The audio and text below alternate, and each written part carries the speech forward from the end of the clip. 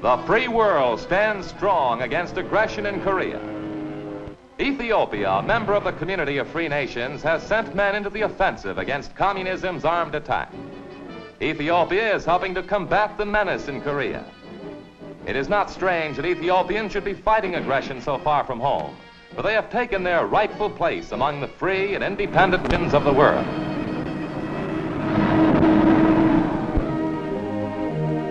At the Japanese Peace Conference, Ethiopian delegate Atu Manbara Yahared tells the assembled nations that Ethiopia is happy to participate in signing a treaty which ends a terrible epoch. They deliberated with representatives of other nations, and together they designed a document which offers Japan generosity in defeat, with new hope for a peaceful, prosperous future.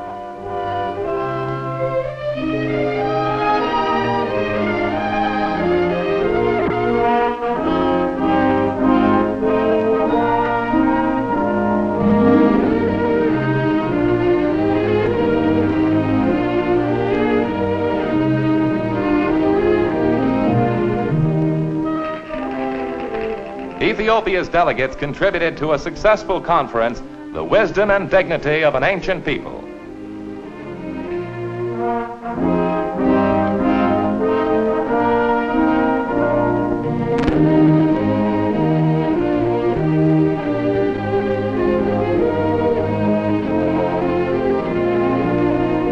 Recognition of Ethiopia as a factor on the world scene led to the recent signing of a treaty of friendship and commerce between Ethiopia and the United States. U.S. Ambassador J. Reeves Childs arrives at the Ministry of Foreign Affairs in Addis Ababa. This is the second treaty between the two governments dealing with general economic relations. The first treaty was signed in 1914.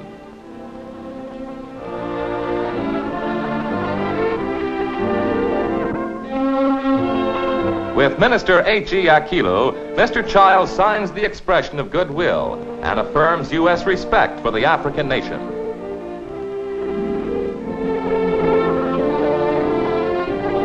Later, at the Imperial Palace, His Imperial Majesty Haile Selassie receives the ambassador and his staff. The treaty covers taxation, imports, and exports, rights to engage in business and other matters affecting citizens or enterprises of both the U.S. and Ethiopia. It also declares basic personal freedoms and rights to be expected by citizens of either country while in each other's land. His Imperial Majesty's signature completes the ceremony. Ethiopia's people and government know full well the need for friends during dangerous years. They have felt the hard heel of aggression, and each year celebrate their liberation from the aggressors.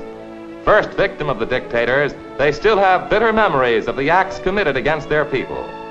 Joy in national freedom is subdued by thought of the tragic 5 years of occupation. Freedom from fear of conquest, Ethiopia has learned, must be founded upon strength. As a consequence, they joined the United Nations Organization, a symbol and a force for collective strength, dedicated to the freedom and peaceful prosperity of all nations. By discussion in the UN rather than fighting, 60 nations of the world hope to keep the peace. To back up its intentions of keeping the peace, the UN has taken a strong stand against aggression. Witness corrupt.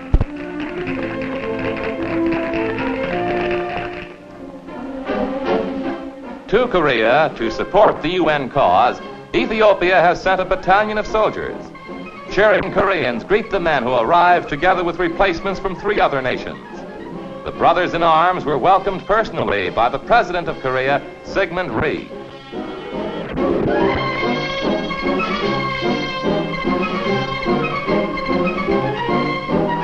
Fraternizing aboard ship, the men of different nations together were a symbol of the United Nations itself. UN officials and grateful Koreans received the gallant men with flags and flowers.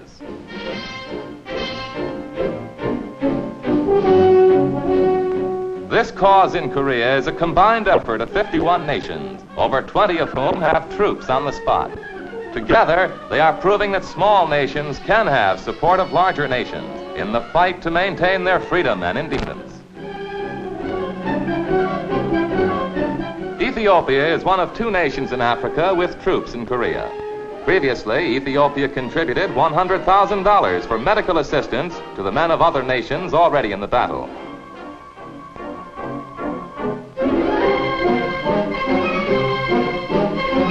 One chap brought his instrument all the way from home. Ethiopian troops made a smart first impression in Korea. An Ethiopian officer reported the morale of his men was very high and that they were anxious to participate in this operation. All of his men are volunteers, and additional units and replacements are being sent to Korea periodically.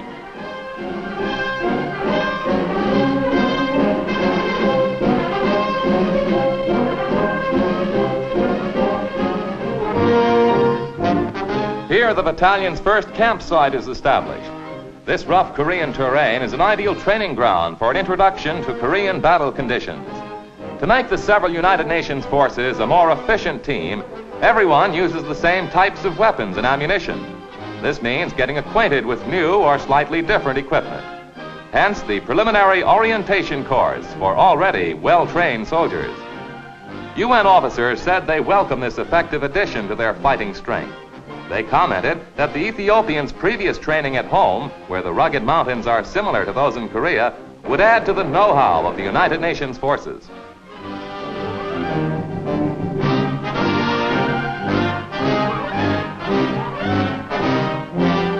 The men accustom themselves to UN signal equipment. The international force must be in constant touch by telephone and radio.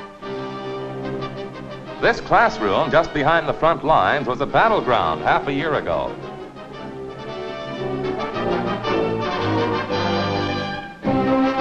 Strong soldiers need good food. While under arms and fighting in Korea, the men have received special dispensations which permit them to eat UN military food rations rather than their regular diet. This man is getting acquainted with his newly acquired accessory called a canteen cup. A tank arrives for integration into the training. Foot soldiers working with tanks are making important gains in Korea. The men get an insight into the effectiveness of the new combat equipment.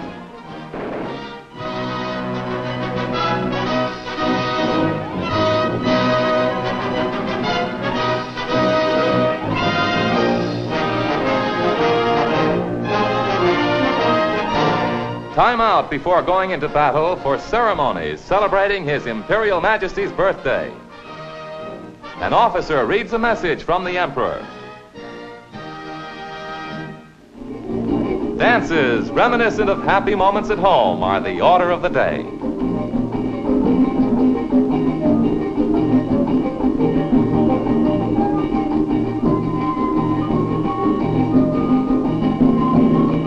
Visiting Americans accept challenges to a friendly bit of sport.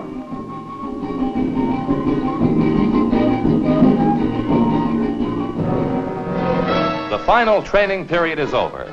The men collect their equipment and assemble for the trip to the battlefront. Soon they will be fighting alongside other soldiers from the United Nations. With their aid, the communist aggressors will be repulsed.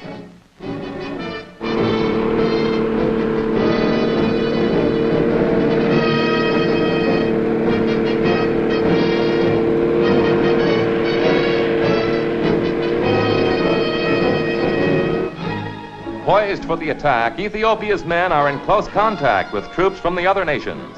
Side by side, they enter the battle.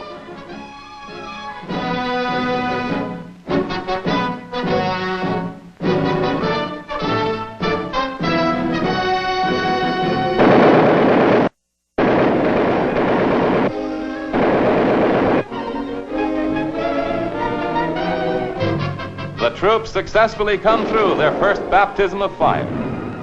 Ethiopia, realizing communism's threat to independent peoples, will uphold its contribution to the free world. Ethiopia's faith in collective security has been affirmed. The presence of its men in Korea reinforced the principle of the UN Charter, that aggression, to succeed anywhere, is a threat to free peoples everywhere.